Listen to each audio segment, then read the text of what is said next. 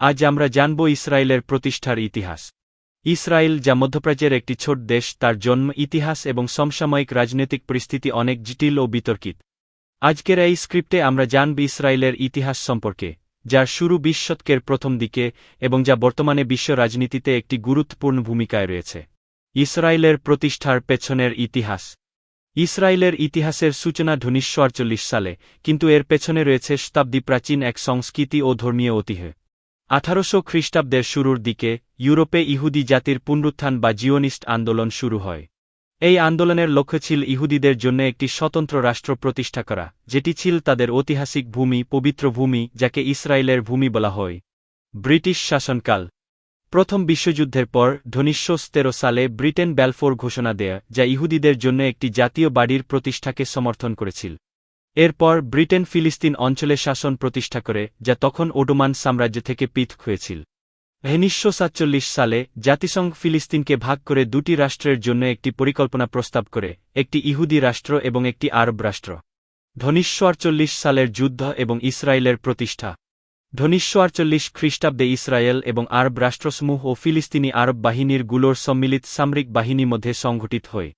এটি আরবিতে নাকবা বিপর্যয় ও হিব্রুতে মিলখেমেত হাতজমাউত স্বাধীনতা যুদ্ধ বলে পরিচিত, যা ১৯৪৮ ফিলিস্তিন যুদ্ধের দ্বিতীয় পর্যায়। ১৯১৩ খ্রিস্টাব্দের বেলফোর ঘোষণা ও ১৯২০ খ্রিস্টাব্দের ফিলিস্তিনে ব্রিটিশ ম্যান্ডেটের পর থেকে আরব ও ইহুদিদের মধ্যে উত্তেজনা ও সংঘর্ষ চলছিল। আরব ও ইহুদি উভয় গোষ্ঠী ব্রিটিশ নীতির কারণে অসন্তুষ্ট ছিল। ফিলিস্তিনে আরব বিদ্রোহের পর থেকে আরবদের মধ্যে বিরোধী গ্রুপ গড়ে ওঠে। ইহুদিদের প্রতিরোধের ফলশ্রুতিতে ইহুদি শক্তির উত্থান হয়। ফিলিস্তিন ম্যান্ডেটকে দ্বিখণ্ডিত করার পরিকল্পনার ফলে সৃষ্ট চলমান উত্তেজনার ফলে ১৯৪৭ এর ৩০ নভেম্বর আরব ও ইহুদিদের মধ্যে গৃহযুদ্ধ শুরু হয়। ফিলিস্তিনকে দুভাগ করে একটি আরব রাষ্ট্র, একটি ইহুদি রাষ্ট্র ও জেরুজালেমের জন্য একটি বিশেষ আন্তর্জাতিক শাসন সৃষ্টি করা এ পরিকল্পনার উদ্দেশ্য ছিল। ১৯৪৮ এর ১৪ মে চলমান গৃহযুদ্ধ ইসরায়েল ও আরব রাষ্ট্রগুলোর মধ্যকার রাষ্ট্রীয় বিরোধ রূপ নেয়। মিশর, জর্ডান ও সিরিয়া এবং ইরাকের প্রেরণ করা সেনাদলের সম্মিলিত বাহিনী ফিলিস্তিনে ঢুকে পড়ে। তারা আরব অঞ্চলগুলো অধিকার করে নেয় এবং ইসরায়েলি বাহিনী ও বেশ কিছু ইহুদি বস্তিতে আক্রমণ করে। কিছু সন্ধিকালীন সময় বাদে ১০ মাস যাবৎ চলা যুদ্ধের বেশিরভাগ সাবেক ব্রিটিশ ম্যান্ডেট অঞ্চলে এবং অল্প কিছু সময় সিনাই উপদ্বীপ ও দক্ষিণ লেবাননে সংঘটিত হয়। যুদ্ধের ফলশ্রুতিতে ইসরায়েল জাতিসংঘ সাধারণ পরিষদ প্রস্তাব ১৮১ কর্তৃক প্রস্তাবিত ভূখণ্ড ধরে রাখতে সক্ষম হয় এবং জাফা, লুদ, রামলা, গেলিলি, নেগেভের কিছু অংশ, তেলাবিব, জেরুজালেম সড়কসহ একটি প্রশস্ত উপত্যকা, পশ্চিম জেরুজালেম এবং পশ্চিম তীরের কিছু অংশসহ প্রস্তাবিত আরব রাষ্ট্রের ৬০ ও এর উপর কর্তৃক স্থাপন করে। ট্রান্সজর্ডান পূর্ব জেরুজালেমসহ অবশিষ্ট পশ্চিম তীরের উপর নিয়ন্ত্রণ বজায় রাখে। মিশরি সেনারা গায়া উপত্যকা অধিকার করে। এতে কোনো আরব ফিলিস্তিনি রাষ্ট্র প্রতিষ্ঠিত হয়নি।